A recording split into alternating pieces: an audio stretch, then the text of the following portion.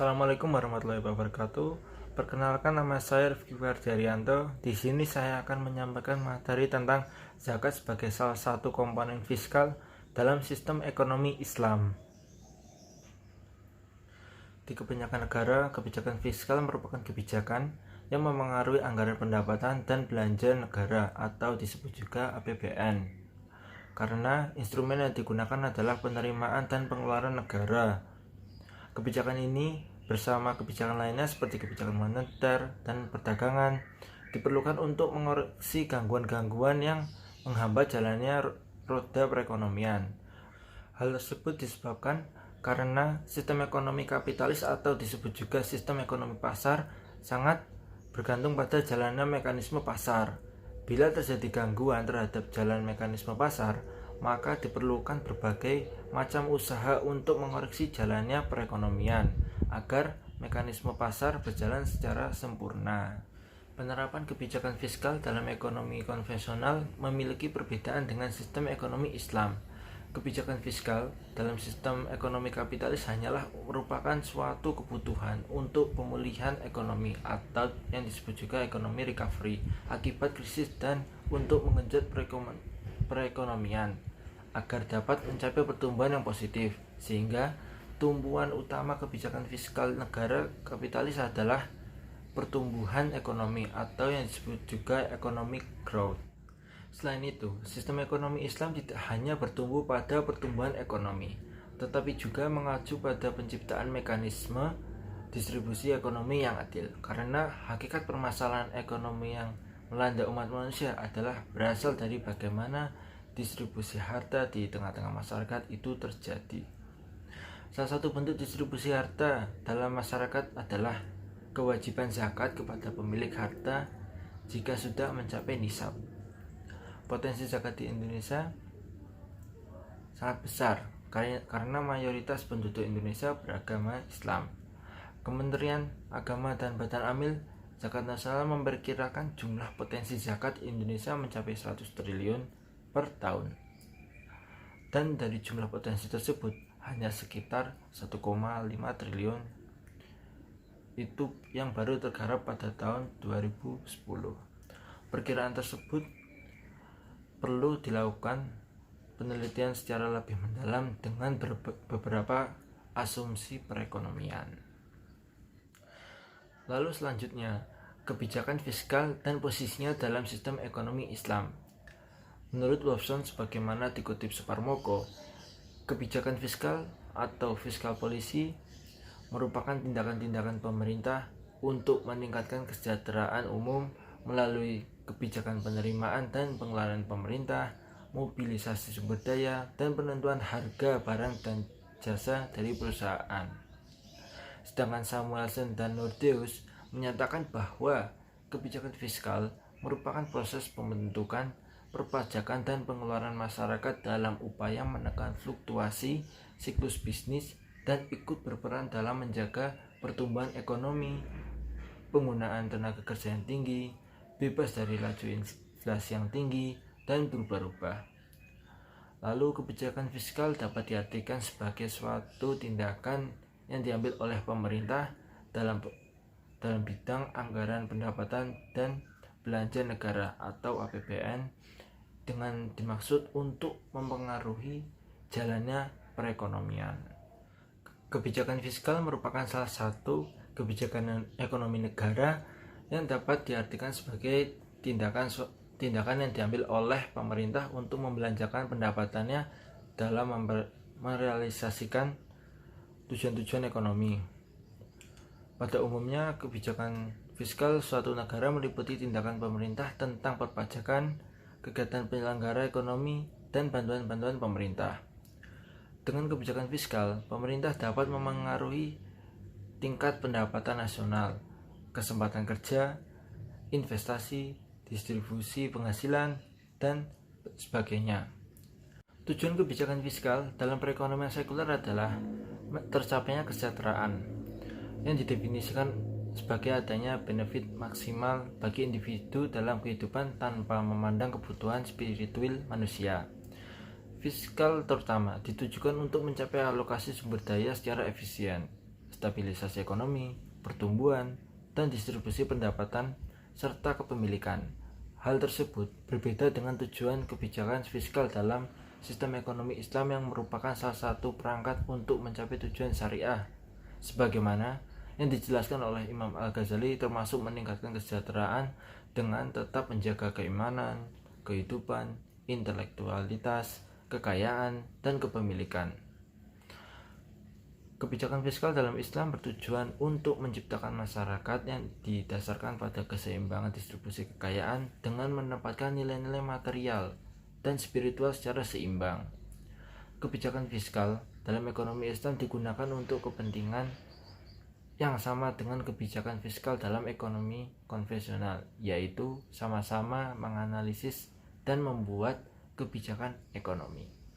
Selanjutnya yaitu zakat sebagai komponen kebijakan fiskal dalam Islam. Zakat, infak, sedekah, wakaf, dan lain-lain dalam Islam merupakan salah satu komponen pemberdayaan ekonomi umat. Dilihat dari sisi fiskal, komponen-komponen tersebut memiliki unsur-unsur yang terkandung dalam kebijakan fiskal. Unsur-unsur tersebut ada yang bersifat wajib, yaitu zakat. Ada juga yang bersifat sukarela, yaitu sedekah, infak, dan wakaf. Dalam ekonomi Islam, sifat wajib dan sukarela ini merupakan sesuatu yang khusus yang membedakan dengan sistem ekonomi pasar. Dalam konsep ekonomi Islam, kebijakan fiskal bertujuan untuk mengembangkan suatu masyarakat yang didasarkan atas distribusi kekayaan berimbang dengan menempatkan nilai-nilai material dan spiritual pada tingkat yang sama. Tujuan dari kegiatan zakat berdasarkan sudut pandang sistem ekonomi pasar adalah menciptakan distribusi pendapatan. Selain itu, analisis kebijakan fiskal dalam sistem ekonomi pasar dilakukan untuk melihat bagaimana dampak dari zakat. Dalam struktur ekonomi konvensional, unsur utama dari kebijakan fiskal adalah unsur-unsur yang berasal dari berbagai jenis pajak sebagai sumber penerimaan pemerintah dan unsur-unsur yang berkaitan dengan variabel pengeluaran pemerintah. Di Indonesia misalnya, tidak ada unsur zakat dalam data anggaran pendapatan dan belanja negara atau APBN. Pelaksanaan zakat selama ini lebih merupakan kegiatan masyarakat ingin menyucikan hartanya. Dengan demikian, diperlukan berbagai macam penelitian yang berkaitan dengan dampak alokasi, distribusi, serta stabilisasi kegiatan zakat sebagai salah satu unsur kebijakan fiskal dalam sistem ekonomi Islam. Tujuan utama dari kegiatan zakat berdasarkan sudut pandang sistem ekonomi pasar adalah menciptakan distribusi pendapatan. Selain itu, analisis kebijakan fiskal dalam sistem ekonomi pasar dilakukan untuk melihat bagaimana dampak dari zakat tersebut. Dalam struktur ekonomi konvensional, unsur utama dari kegiatan kebijakan fiskal adalah unsur-unsur yang berasal dari berbagai jenis pajak sebagai sumber penerimaan pemerintah dan unsur-unsur yang berkaitan dengan variabel penyaluran pemerintahan. Di Indonesia misalnya, tidak ada unsur zakat di dalam data anggaran pendapatan dan belanja negara atau APBN. Pelaksanaan zakat selama ini lebih merupakan kegiatan masyarakat yang ingin menyucikan hartanya. Dengan demikian diperlukan berbagai macam penelitian yang berkaitan dengan dampak alokasi, distribusi, serta stabilisasi kegiatan zakat sebagai salah satu unsur kebijakan fiskal dalam sistem ekonomi Islam. Zakat merupakan komponen utama dalam sistem keuangan publik sekaligus kebijakan fiskal yang utama dalam sistem ekonomi Islam. Zakat merupakan kegiatan yang bersifat wajib bagi seluruh umat Islam. Di samping itu, ada komponen sukarela yang dapat dijadikan sebagai unsur lain dalam sumber penerimaan negara, sebagaimana telah diuraikan di atas, yaitu infak, sedekah, dan wakaf. Walaupun demikian, masih ada komponen lainnya yang dapat dijadikan sebagai unsur lain dalam sumber penerimaan negara, sebagaimana telah diuraikan di atas. Komponen-komponen ini bukanlah unsur yang wajib, melainkan kegiatan yang bersifat sukarela yang dikaitkan dengan tingkat ketakwaan seseorang. Makin tinggi tingkat ketakwaan seseorang, maka makin besar pula kecenderungannya untuk mengeluarkan komponen yang bersifat pengeluaran sukarela tersebut. Secara garis besar, kebijakan fiskal versi Islam berbeda dengan kebijakan fiskal versi non-Islam.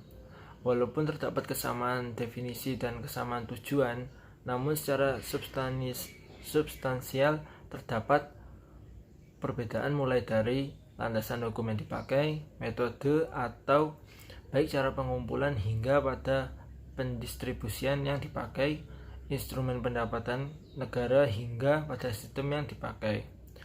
Landasan yang selalu menjadi pijakan di dalam sistem kebijakan fiskal Islam adalah Al-Quran dan Hadis, bahwa kebijakan fiskal yang dibangun oleh Rasulullah SAW pertama kali adalah sistem ekonomi harus mempunyai ideologi yang kuat yang didasarkan atas agama, karena ekonomi tanpa ideologi akan sama dengan ekonomi kapitalis. Jika agama dinafikan sama sekali, nilai-nilai moral tidak akan masuk dalam setiap praktik ekonomi, sehingga praktik ekonomi menafikan adanya moralitas. Potensi zakat Indonesia sebagaimana diuraikan di atas sangatlah besar, yang mencapai 100 triliun per tahun. Kalau dibandingkan dengan RAPBN 2011, jumlah tersebut hampir sepertiga dari alokasi dana belanja Kementerian Negara dan lembaga pemerintah yang mencapai 395,2 triliun. Jumlah potensi zakat tersebut 2 kali lebih besar dari alokasi Kementerian Pekerjaan Umum yang memperoleh alokasi anggaran tertinggi dalam RAPBN 2011, yaitu sebesar 56,5 triliun. Jika seluruh potensi zakat dapat terkumpul secara maksimal, Indonesia mungkin tidak harus lagi tergantung kepada pinjaman luar negeri yang berbasis bunga untuk menutup defisit anggaran belanjanya. Jika ini bisa tergarap secara maksimal, kestabilan ekonomi juga akan terjaga, karena krisis ekonomi selama ini terjadi selalu berpangkal dari penerapan bunga dalam setiap transaksi keuangan suatu negara.